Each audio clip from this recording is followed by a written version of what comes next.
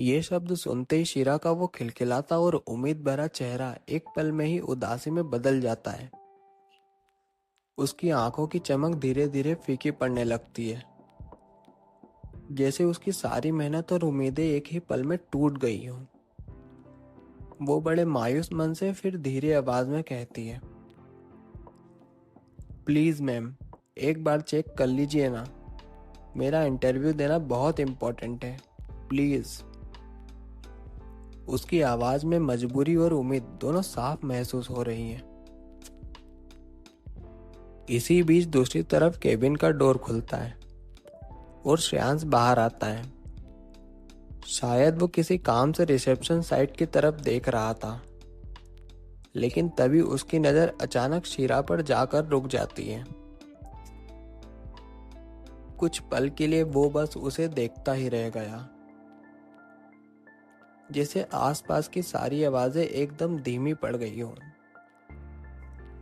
शीरा के चेहरे की मासूमियत, उसकी आंखों की बेचैनी और उसकी हल्की सी घबराहट ने श्रेयांश को एक पल के लिए बिल्कुल खामोश कर दिया था। फिर अचानक वो अपनी नजर हटा लेता है और काउंटर पर चल रही बातों को ध्यान से सुनने लगता है। जैसे ही उसे पता चलता है कि शीरा इंटरव्यू के लिए आई है और लेट होने की वजह से उसे मना किया जा रहा है, वो बिना कुछ सोचे रिसेप्शन काउंटर की तरफ चल पड़ता है।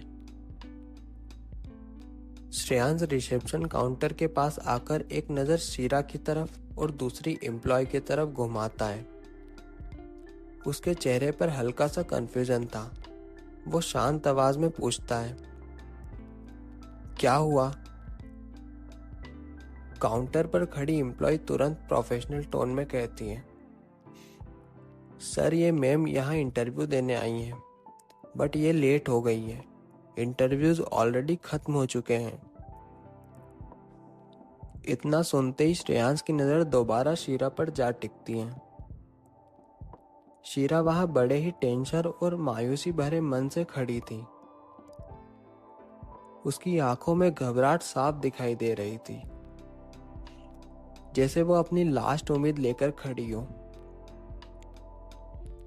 वो धीरे से हल्की कांपती आवाज में श्रेयांश से कहती है, सर प्लीज, मेरा इंटरव्यू देना बहुत इम्पोर्टेंट है, प्लीज सर। उसकी आवाज में इतनी सच्चाई और रिस्पेक्ट थी कि श्रेयांश एक पल के लिए चुप हो जाता है। वो शीरा के उदास चेहरे को देखता है और अंदर ही अंदर पिघल सा जाता है। फिर वो हल्का सा सीरियस होते हुए कहता है, आप टेंशन मत लीजिए, मैं बात करता हूँ। ये सुनकर शीरा की आंखों में एक छोटी सी उम्मीद फिर से जाग उठती है। इतना कहकर श्रेयांश वहां से मुड़ता है और केबिन की तरफ बढ़ने लगता है। लेकिन जैसे जैसे वो केबिन के करीब पहुंच रहा था, उसके मन में टेंशन बढ़ती जा रही थी। वो चिंता भरे लहजे में खुद से ही सोचने लगता है, मैंने हाँ तो कर दी, पर इंटरव्यू दिलवाऊंगा कैसे? बड़ी माँ तो टाइम को लेकर बहुत पंक्चुअल है। वो कभी भी रिक्वेस्ट पर एक्स्ट्रा इंटरव्यू अलाउ नहीं करती। अब मैं क्या करूं? श्रेयांश के कदम धीमे पड़ने लगते हैं। एक तरफ शीरा की बेचैन और मासूम आंखें उसके दिमाग में घूम रही थी, और दूसरी तरफ अंतरा का स्ट्रिक्ट और डिसिप्लिन नेचर। अब उसके सामने सबसे बड़ी मुश्किल ये थी कि वो शीरा की मदद भी करना चाहता है और अपनी बड़ी माँ के रूल्स भी नहीं तोड़ना चाहता। श्रेयांश अब केबिन के अंदर एंटर कर चुका है, लेकिन उसके चेहरे पर अब भी हल्का सा टेंशन साफ नजर आ रहा था। वो धीरे से अंदर आकर अपनी चेयर के पास रुकता है। उसे ऐसा देखकर अंतरा तुरंत उसकी तरफ देखती है और पूछती है, क्या हुआ श्रेयांश, सब ठीक तो है? तुम कुछ टेंशन में नजर आ रहे हो। इतना सुनते ही श्रेयांश एक पल के लिए घबरा जाता है। वो जल्दी से नॉर्मल होने की कोशिश करता है और हल्की सी फेक स्माइल के साथ कहता है, नहीं नहीं, कैसा टेंशन, कोई टेंशन नहीं। अंतरा कुछ पल उसे गौर से देखती है, जैसे उसके चेहरे को पढ़ने की कोशिश कर रही हो। फिर वो धीरे से ठीक है कहकर दोबारा अपने काम में लग जाती है।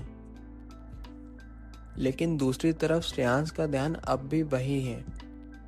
वो बार बार अंतरा की तरफ देख रहा था और मन ही मन सोच रहा है, इंटरव्यू के लिए कैसे पूछूं? अगर बड़ी माँ ने सीधा मना कर दिया तो? कुछ देर तक सोचने के बाद आखिर वो हिम्मत करता है।